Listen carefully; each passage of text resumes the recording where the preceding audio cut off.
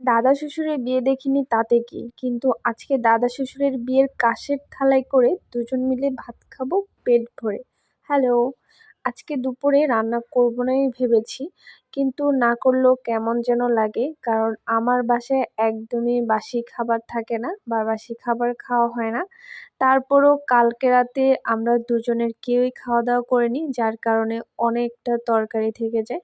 এজন্য সে বলেছে কোনো রান্নাবান্নার দরকার নেই, তুমি পড়াশোনা করো। কিন্তু আমার মন মানছিল না তাকে বাসি খাবার খাওয়ানোর জন্য। তাই চলে আসলাম রান্না করে। যেহেতু রান্না করব না ভেবেছি, তাই একটু দেরি হয়ে গেল। কিন্তু দেখি যে সে রান্না শেষ না হতেই চলে আসে লাঞ্চ করতে। এসে যথারীতি আমার সাথে এসব ফাইজলামি অল টাইম চলতে থাকে তার। যে আমাকে বলতেছে, "এখনো রান্না করো নাই? হ্যাঁ, কিছু বলি না দেখছো?" আচ্ছা যাই হোক। তো ওকে আসতে যেহেতু আগেভাগে, তাই কাজে লাগিয়ে দিলাম। এজন্য বললাম যে, "তুমি আমাকে কলাটা একটু কেটে দাও।" কলা দিয়ে আজকে হচ্ছে আর মাছ রান্না করব। আর এই আর মাছটাও আমার বাড়ি থেকে নিয়ে আসা। এটা হচ্ছে মা দিয়েছিল। এই আর মাছটা অনেক বড় একটা আর মাছ ছিল।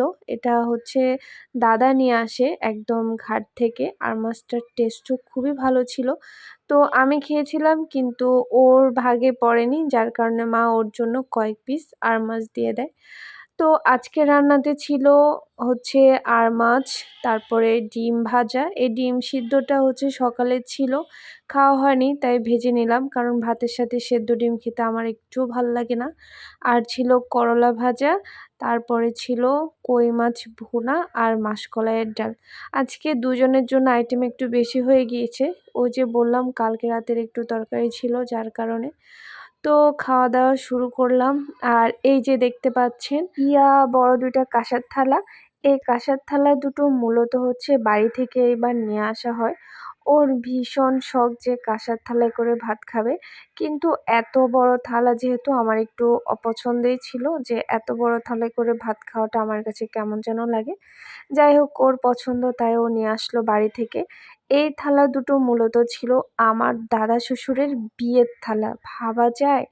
কোথায় দাদা শ্বশুর আর তার বিয়ের থালায় ভাত খাচ্ছি আমি। যাই হোক, ও কাঁসার থালায় প্রতিদিন ভাত খায়, কিন্তু আমি মাঝে সাঝে খাই।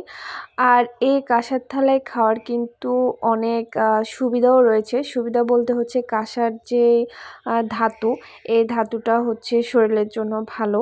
তো আগেকার দিনে মানুষ কিন্তু এই কাঁসার থাল, প্লেট, গ্লাস এগুলোই সব কিছু ব্যবহার করতো। এখন করে না, কারণ এটা পরিষ্কার রাখা খুবই হচ্ছে কঠিন, কারণ এটা অনেক ক্লিন করতে হয়, তাহলে কাঁসাটা সুন্দর থাকে।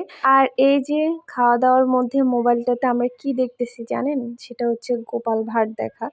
খাওয়া দাওয়ার মধ্যে ৩ বেলা আমাদের গোপাল ভাঁড় দেখে দেখে খেতে হয়, কারণ আমরা দুজনেই এখনো কার্টুন দেখি। কিছুই করার নেই, কিন্তু সেটা খাওয়ার সময় দেখি। তো এই যে আজকের আমাদের লাঞ্চ। টাটা।